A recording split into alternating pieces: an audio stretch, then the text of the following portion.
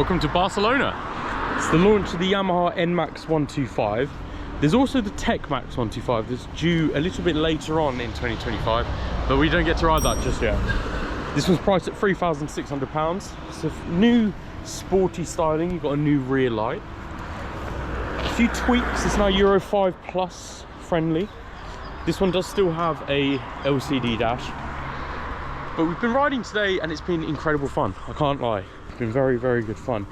Very sporty, agile handling. Some nice touches like the forged carbon fibre bits there. So let's have a little ride around and I'll let you know all about it.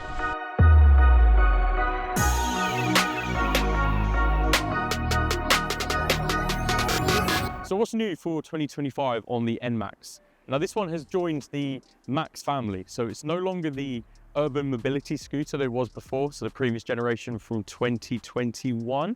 This is now a bit more of a sporty based scooter.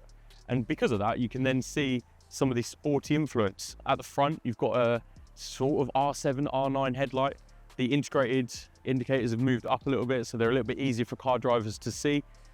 And the styling goes throughout. You've got some nice forged carbon fiber bits here, and you've got a new rear LED back unit, and it looks quite nice. The TechMax is then all new for 2025, so it's taken that influence from the T-Max, TechMax, and that gives it a TFT display and an LCD unit above that. And the TFT display looks really nice. We didn't get to ride that today, unfortunately, but we did get to have a look at it in the presentation yesterday evening. That TFT display connects to your phone, and you can then basically do everything you do with any smartphone connectable device. And that's with the MyRide app from Yamaha.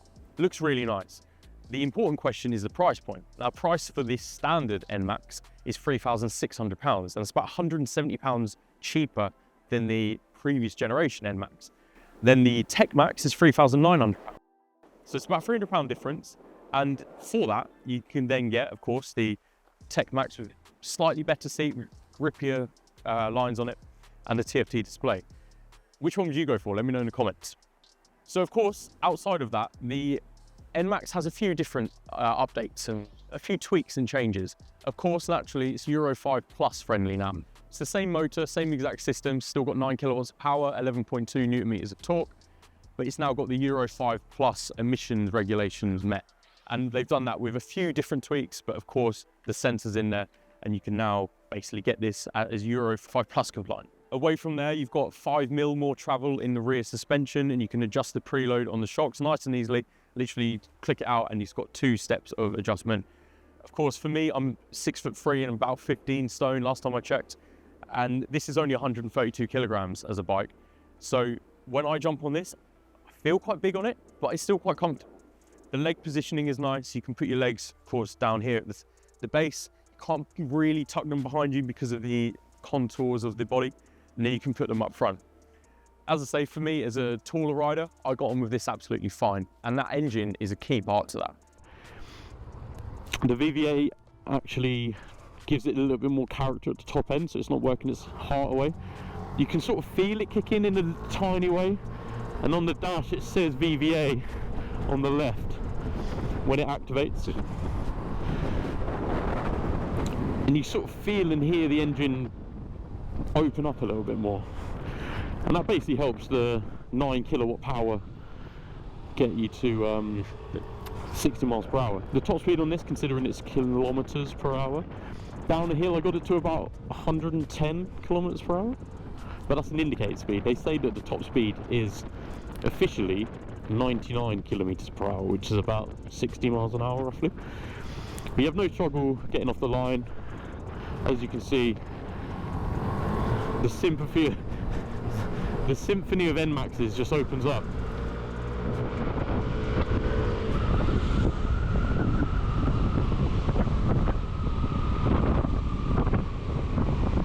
So overall, the engine is the same as before, but it's really good, really nice, and very versatile to use in both the city and some of the twistier roads that we were riding on today.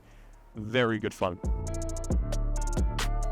Moving on to the brakes, you've got discs front and rear with ABS. You've got a 230mm disc at the front and at the rear, and it's on 13-inch wheels.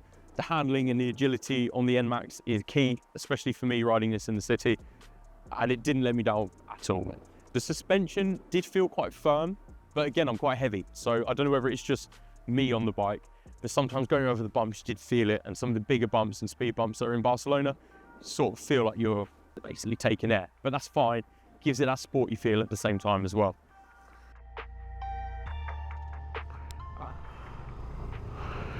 It's got a 7.2 litre tank. In terms of range, you could probably get about 200 miles. Flicking through the menu here, our average fuel economy is 33.8 kilometers per litre, but we have been spending quite a lot of the day at full tuck, full speed. Seat height, just to mention, is 770 millimeters, and it is quite compact and small, but at the same time it feels quite spacious. We've been riding for a good 4 or 5 hours pretty much non-stop, and I don't have any aches or pains, which is great for a scooter. Got a pillion seat with a grab rail too, so if you're running around with anyone on the back, then you're perfectly fine. I will just throw in that the previous generation did have an update for the chassis, and that will allow you to get a top box on there, and if you're a delivery rider especially, you can fit more stuff in there because the chassis is actually strengthened to carry more, and that's a really good feature, especially as you know for a fact that these are going to be used by delivery fleets and basically everyone that's going to be running around doing stuff in the city. So that's always key to know. Last couple of bits as well. I mean, for me, is the NMAX going to be beating the PCX from Honda next year in 2025? PCX has now got a DX update as well with the TFT and sort of smart interface. There's no prices yet confirmed for Honda, so we can't really guess which one is going to sell well. But no doubt Honda are going to be looking at the NMAX and thinking, we need to price this well because this is a fantastic scooter. Would I buy it? If I was running around like maybe a paddock, or if I was running around the town and city, the price for this is exceptional. £3,600 for the base model. And for what you get as a really premium scooter, I think they've really nailed it on this one. A couple of negatives for me. I mean, the suspension is one, it's a little bit firm. And the other is the dash is quite dark. It's mainly black with white letters on, but it just doesn't feel like it's fully illuminated. Sometimes, especially with your darker visor, or if it's really bright and sunny, then you can't quite see the numbers on the dash too clearly. But I guess the remedy for that is going out and buying the TFT Tech Max, if you fancy it. Does the helmet fit underneath the rear op EOS? No. I've also tried it this way around, and it doesn't quite fit.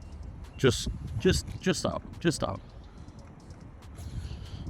But I think a medium may fit, and an open face is certainly going to fit in here. But unfortunately, not today in this one. In any case, I think I'll leave you there. But the NMAX 125 is a very, very strong scooter, and I think it's probably going to be top selling in 2025. Let me know in the comments if you agree. And whilst you're there, like, subscribe, and if you've got any questions, let me know. Till then, ciao, and I'll see you on the next one.